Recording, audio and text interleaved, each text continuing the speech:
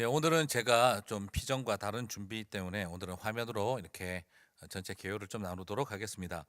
자, 요한복음 오늘 18장 후반 뒤에 부분과 19장 앞부분을 보겠는데요. 다른 복음서보다도 요한복음은 예수님이 재판받는 과정 그리고 그 디테일과 거기에서 주고받았던 대화의 내용들을 굉장히 상세하게 기록을 하고 있습니다. 자, 오늘 전체를 다 깊게 살펴보는 것보다 중요한 그 몇 가지 컨셉들을 좀 살펴보도록 하겠는데요. 그리고 특별히 등장인물들에 대해서 먼저 살펴보겠습니다. 자, 먼저 유대인들인데요. 오늘 이 유대인들의 이 위선적인 그 율법주의를 다시 한번 정말 절절하게 발견하게 되어지는데요. 지난주 우리가 살펴봤던 것처럼 지금 예수님을 재판하는 이 과정이 우리가 지난주에 철저하게 불법적이었다는 걸 살펴봤죠. 자, 그들은 이 철저한 율법주의자라고 내세우면서 불법을 행하고 있습니다. 그러면서도 28절에 보게 되면 그들은 더럽힘을 받지 아니하고 유월절 잔치를 먹고자 하여 관정에 들어가지 않았다는 거죠. 자, 여러분, 가야바에게 관정으로 끌고 가는데 새벽에 끌고 갔다. 밤새도록 이 해서는 안 될 철야 조사를 하는 이 불법을 행해놓고 자기들이 행해놓은 우리가 원하는 일을 위해서는 불법을 행하고, 그리고 들어가서 또 이 관정에 들어가는, 총독의 관정에 들어가는, 빌라도의 관정에 들어가는 일은 또 율법주의를 내세워서 들어가지 않으려고 하는 거죠. 이거 정말 이 난센스도 이런 난센스가 있을 수가 없습니다. 왜 그러냐? 그 당시 총독의 관정은 이 황제 숭배를 하는 종교적인 시설과 동시에 그 재판과 업무를 보는 역할들이 동시에 있습니다. 그래서 이 재판과 업무를 보기 전에 그들은 또 가이사 앞에 또 이 종교적인 행위를 하는 거죠. 우리가 마치 그 뭐 이렇게 미국 법정에서 성경의 선서를 하는 이런 형태처럼 그들 안에도 이런 문화가 있습니다. 그러다 보니까 이 관정에 들어가서 재판과 신문과 관련된 일에 유월절 잔치가 앞두고 있기 때문에 그것에 만찬에 참여하기 위해서는 이 부정한 것을 피해야 된다. 보지도 말아야 되고 접촉도 안 해야 된다는 거죠. 자, 여러분, 이게 율법주의의 우스운 모습입니다. 자기의 유익을 위해서 불법을 행하면서 그런데 또 자기를 더럽히지 않게 하겠다. 지금 죄를 짓고 있으면서 더럽히지 않게 하겠다는 것과 마찬가지죠. 예전에 어떤 분이 어떤 그 캐톨릭 신부님한테 제가 들었던 이야기인데, 그 중남미에 많이 유행하던 그 조크 중에 하나가 있다는 거예요.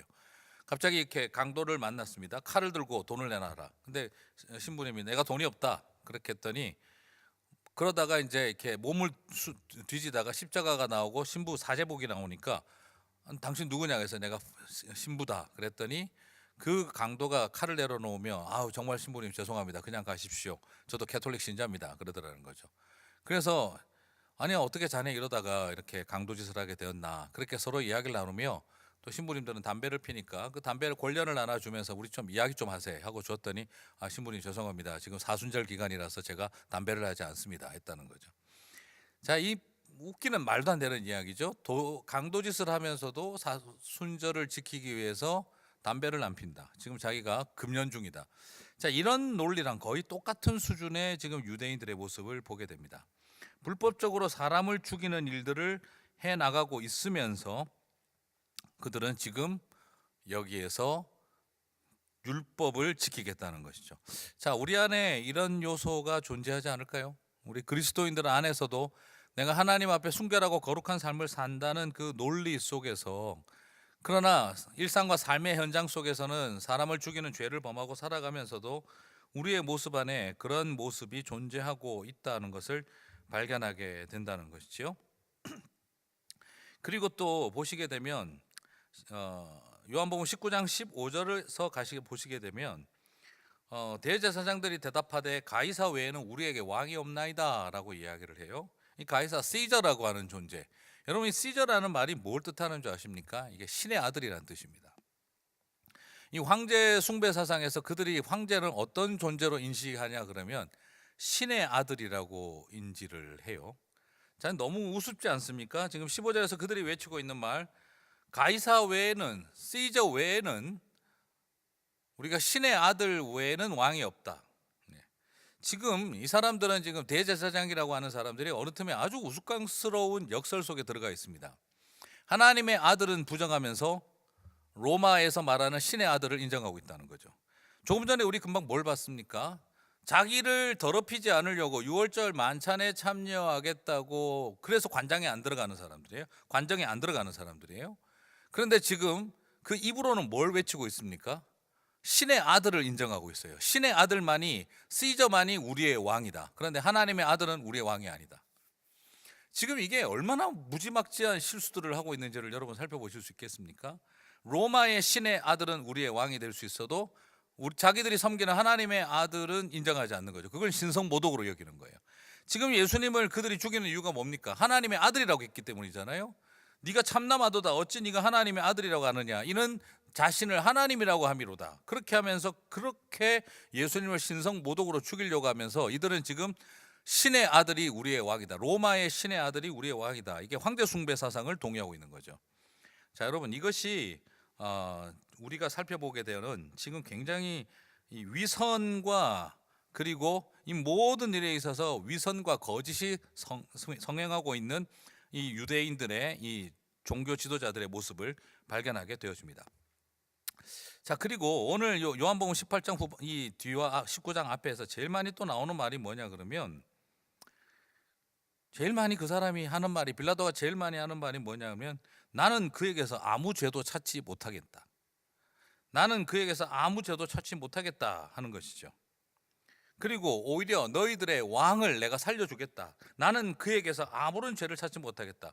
18장에서도 말을 하고 19장에서도 말을 합니다. 나는 그에게서 아무런 죄를 찾지 못하겠다. 여러분, 아무 죄를 찾지 못하고 있는데 그가 지금 두려워하고 있습니다. 이 빌라도의 모습은요, 유대인들은 위선 그 자체라고 한다면 이 빌라도는 진리가 뭔지 궁금해하고, 진리가 뭐냐라는 질문을 요한복음 18장에서도 하죠. 진리가 도대체 뭐냐라는 질문, 그리고 나는 이 사람에게서 죄를 발견하지 못하겠다라는 말을 계속해서 걸쳐서 이야기를 하고 있음에도 불구하고 그는 결국 이 모든 것을 잘못된 판결을 내립니다. 자, 딱 한마디였죠. 19장 12절에서 나왔던 무릇 자기를 왕이라 하는 자는 가이사를 반역하는 것이니다. 당신은 그러면 충신이 아닙니다 하는 이 유대인 지도자들이 총독의 가장 약한 부분을 건드린 거죠. 그러면 당신은 반역자가 되는 것이고 당신의 이제 앞으로 보신하는데 당신 자신의 정치적 미래가 끊어집니다 하는 것이죠. 사실 왜 그러냐, 이때 빌라도는 그 당시 유대인 총독으로 온다는 것은요, 이게 성공이 아니라 좌천이었습니다. 왜냐하면 많은 식민지의 총독으로 간다는 건 거의 황제급으로 가는 것인데, 그런데 유대인들은, 이 팔레스타인 지역은 유대인들이 워낙 저항을 많이 하기 때문에 이제 쉽게 말하면은 그 지역의 총독으로서 안전 관리를 잘못하게 되면 책임을 물어서 이제 이 사람을 정치적으로 숙청시키는 그런 과정을 위해서 보통 좌천시키기 위해서 보내는 데가 그 당시 유대 총독이었다라고 합니다. 무슨 말인지 이해가 가십니까? 자, 식민지 관리를 잘하면 이 사람은 소위 말해서 영전하는 기회가 생기는 거죠. 좋은 자리로 올라가는 기회가 생기는 거죠. 그런데 식민지 총독으로서 가서 거기에 잘 못하게 되면 어떻게 될까요? 이제는 숙청을 당하는, 정치적으로 숙청을 당하는 그런 자리가 되는 거죠. 그런데 그러다 보니까 그 당시 로마의 정치 지도자들이나 이 장군급들이 안 가려고 하는 곳이 어디냐 그러면 유대인 총독으로 가는 거였습니다. 왜냐하면 워낙 저항 운동이 많이 일어나고 자기들 안에 이 유일 신론 사상에서 똘똘 뭉쳐 있는 특징들이 존재하기 때문에 항상 골치가 아팠던 거죠. 그래서 사람들이 유대의 총독으로 가는 것은 일종의 계륵과 같은 것, 겉보기는 총독으로 가니 괜찮아 보이나 아차하면은 이거 완전히 정치적으로 매장당하는 길인 거죠. 자, 그런 상태에서 빌라도가 와 있었습니다. 그러니까 빌라도 입장이 어떤 것이죠? 진리고 뭐고, 진리에 대한 관심을 있으나 결국은 자기 보존, 자신의 안위를 위해서는 진리를 던져버린 거죠. 그리고 또한 어떻습니까? 이것이 죄가 없다라고 하는 불법성도 알았습니다. 진리에 대한 관심을 가져본들, 자신의 아내가 옆에서 이 사람은 진리를 추구하는 진리의 백성, 하나님의 아들이라는 걸 아무리 말해본들 소용없었습니다. 자기가 아무리 가지고 있는 법률 지식으로 이것은 불법이 없다, 그리고 이 사람은 죄가 없다라는 걸 알고 있음에도 불구하고 소용이 없었습니다. 이유는 뭡니까? 자신의 보신, 나의 안보를 위한 거였죠. 이런 점에 있어서 역시 빌라도도 똑같은 위선자였다라는 걸 발견할 수가 있습니다. 자, 이런 상황에서 이제 예수님의 모습을 우리가 보지 않을 수가 없죠. 예수님은 제자에게 버림받은 상태, 그런 어떤 면에서 인간적으로 굉장히 절망스러운 상황입니다. 그리고 뭔가 빌라도를 향해서 대화를 나누고 해봐야 소용이 없는 상황입니다.